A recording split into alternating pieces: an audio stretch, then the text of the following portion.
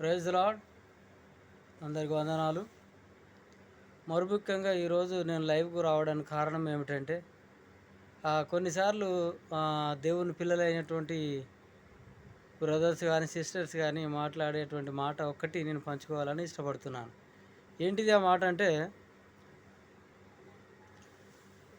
ప్రతిసారి దేవుని చిత్తము దేవుని చిత్తము అని అంటారు. మంచిదే, నేను కాదనటం లేదు. ఆ మాట దేవుని చిత్తము అనడం మంచిదే. కానీ దేవుని చిత్తము తెలుసుకొనుట మన జీవితంలో నిజంగా దేవుని చిత్తము ఏమిటో మన జీవితంలో తెలుసుకోవడానికి చాలా కష్టమైనటువంటి పని. దేవుని చిత్తము జరిగించుట కూడా చాలా కష్టంతో కూడుకున్నటువంటి పని. కొన్నిసార్లు ఈజీగా దేవుని చిత్తం నేను తొందరగా చేసేస్తా, ఇది చేస్తా, అది చేస్తా అని అంటూ ఉంటారు కొంతమంది. కానీ బ్రదర్స్ కానీ సిస్టర్స్ కానీ మీకు ఒకటే నా విన్నపం ఏమిటంటే, దేవుని చిత్తము జరిగించుట చాలా కష్టమైనటువంటి పని, చాలా కష్టంతో కూడుకున్నటువంటి పని. కొన్నిసార్లు మనకు ఉన్న వాటిని కూడా ప్రతిదీ ఏదైనా కానీ విడిచిపెట్టవలసి వస్తుంది. దేవుని చిత్తము జరిగించుటలో దేవుని చిత్తం తెలుసుకొనుట బహు కష్టమైనటువంటి పని. నేను దేవునికి దగ్గర మేరు అనేక మంది రావడానికి ఇష్టమే, నేను కూడా ఇష్టపడుతున్నాను. కానీ దేవుని చిత్తం తెలుసుకుంటా, యేసు ప్రభుని నమ్ముకుంటే అన్నీ మంచిగా జరుగుతాయి, మాకు బాగా అవుతుంది, ఇది బాగా అవుతుంది, ఇది బాగా అవుతుంది.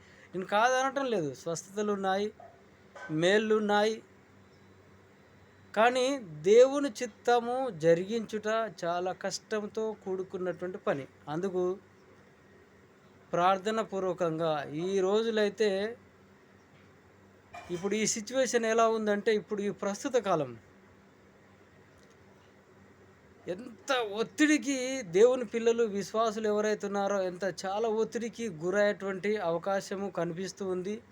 ఇంకా కొద్ది రోజులలో కూడా బైబిల్ పట్టుకొని కూడా బయట తిరగకుండా ఉండేటువంటి అటువంటి సమయాలు, అటువంటి రోజులు కూడా రాబోతున్నాయి. చాలా జాగ్రత్తగా ఉండాలి దేవుని పిల్లలు, విశ్వాసులు.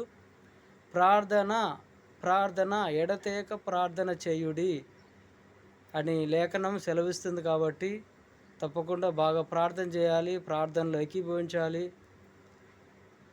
జాగ్రత్తగా ఉండాలని దేవుని పేరిట మీ అందరికీ వందనాలు తెలియజేస్తున్నాను.